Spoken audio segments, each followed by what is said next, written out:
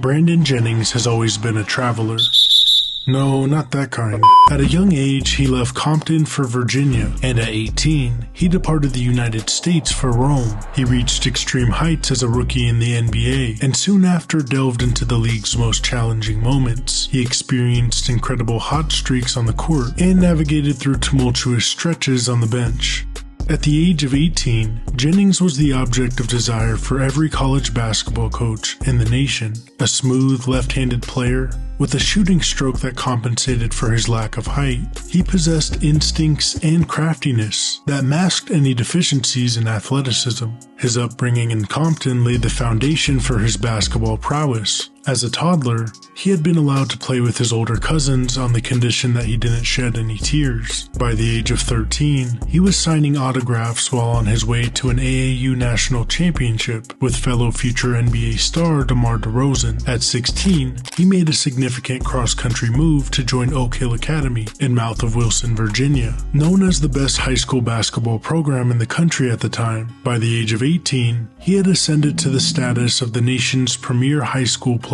Initially committed to playing college basketball at Arizona, Jennings encountered an obstacle when the college board flagged his SAT score, preventing him from immediate eligibility. I was for sure going to Arizona. I was for sure going to be a Wildcat. But something had happened with my SAT scores. I was missing a lot of summer school, so Sonny just called me, was like, yo, I got a good opportunity for you. So he flew me and my mom to Vegas, and he was like, yo, just go out there and play. Jennings then found himself competing in a tryout in Las Vegas in front of international coaches, and within a week, the young California native was on a plane, leaving the country for the first time en route to Rome. While his high school peers, including DeRozan, Kemba Walker, and Tyreke Evans, were preparing for college, Jennings signed a 3-year, $1.65 million contract that included an NBA buyout clause allowing him to return after just one season.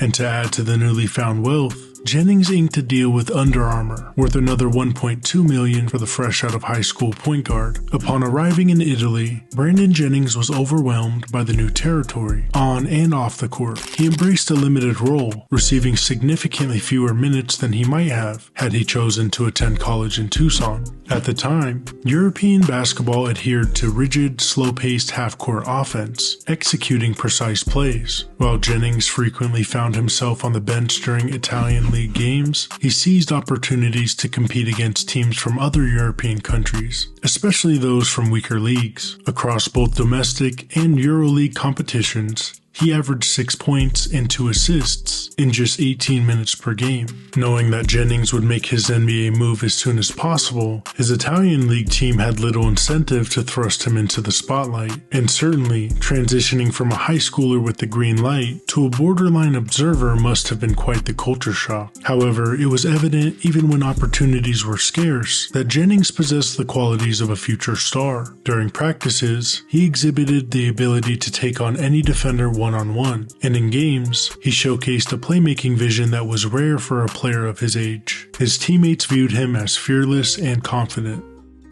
Since Jennings embarked on his journey to Rome, few players have followed in his footsteps, but the most notable did so in 2017. LaMelo Ball verbally committed to play college basketball at UCLA at the age of 13, even before starting his high school career, and by his senior season, the 5-star recruit could likely play at any college he desired, but the family's company, the big ball away, ball control, threatened LaMelo's NCAA eligibility, especially after the 16-year-old released his first signature shoe. LaMelo took an even more extreme route when at the age of a high school junior, he began his professional basketball career in Lithuania, becoming the youngest American pro basketball player ever. After 3 months in the Lithuanian Basketball League, LaMelo returned to the US and joined Spire Academy for his senior year of high school. And after the school season, Ball joined the JBA, a smaller alternative league created by his father LeVar. After a short season there, LaMelo Ball then signed a contract in the Australian Basketball League with the Illawarra Hawks, where he played a total of just 12 games. And then finally, LaMelo Ball was drafted as the 3rd overall pick in the 2020 NBA Draft.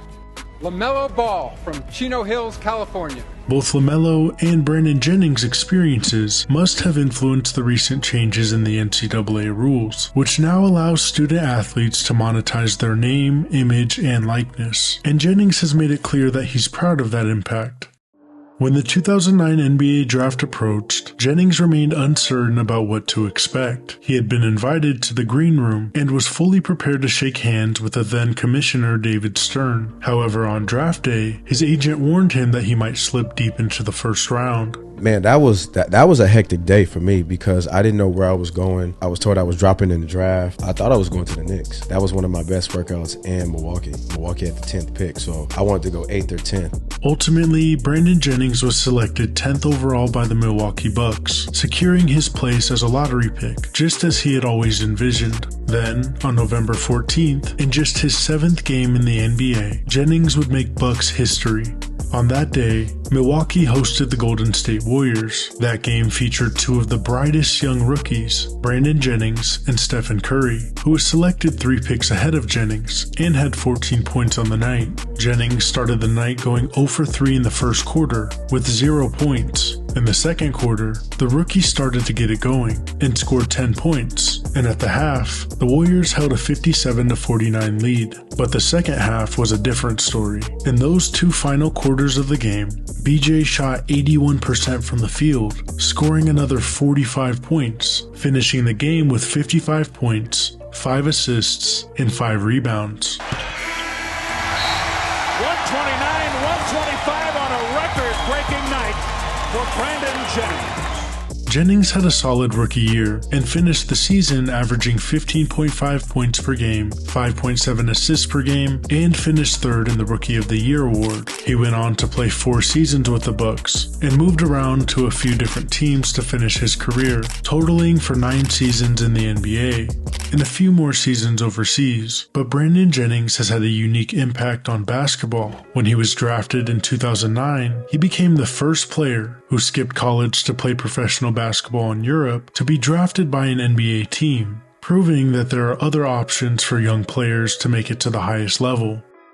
For LaMelo Ball, he was named the 2020-21 Rookie of the Year and made the All-Star team in his 2nd season, and LaMelo has become the face of the Hornets franchise, recently signing a 5-year, $205 million contract extension. While the NCAA is still the most popular route to the NBA, players like Jennings and Ball have impacted the way things are done, with international play, softened NCAA rules, and even American alternatives like the NBA G League Ignite and Overtime Elite. The way players make it to the NBA is more diverse than ever. Do you think college basketball rules will continue to change? Will NCAA athletes ever be officially given salaries? Tell us in the comments. Thanks for watching Basketball Pantheon.